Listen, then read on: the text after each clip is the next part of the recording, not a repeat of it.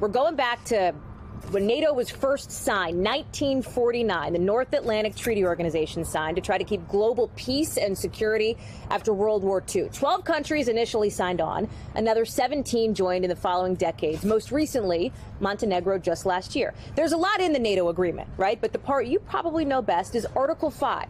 That's the part that says the parties agree that an armed attack against one or more of them shall be considered an attack against them all. In other words, if one NATO nation is attacked, the other nations are expected to help them. That's something the U.S. invoked after 9/11.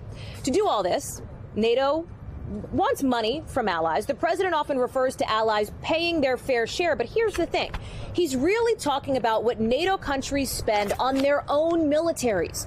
Back in 2006, NATO countries agreed to spend 2% of their GDP on their own defense and military readiness.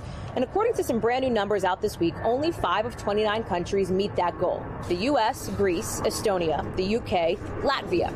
Worth noting, by the way, Poland, Lithuania, Romania are basically within a few bucks of hitting that mark. So complaining about defense spending among NATO allies is nothing new. Presidents dating back to John Kennedy have actually done this. But President Trump is unique in just how tough he is with NATO, calling it obsolete at one point, reversing that assessment once he got elected. And remember, Kevin, when talking about NATO, the U.S. is the first and only country to have invoked Article 5.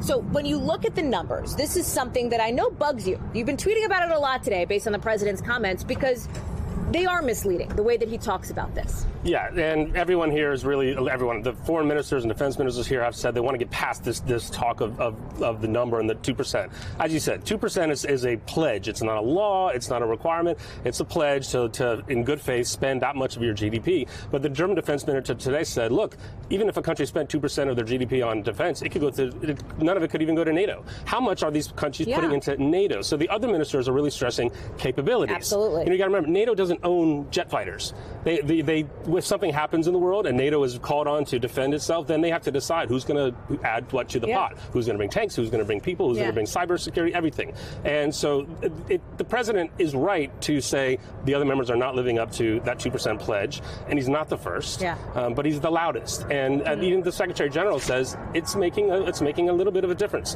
Thank you for checking out our YouTube channel.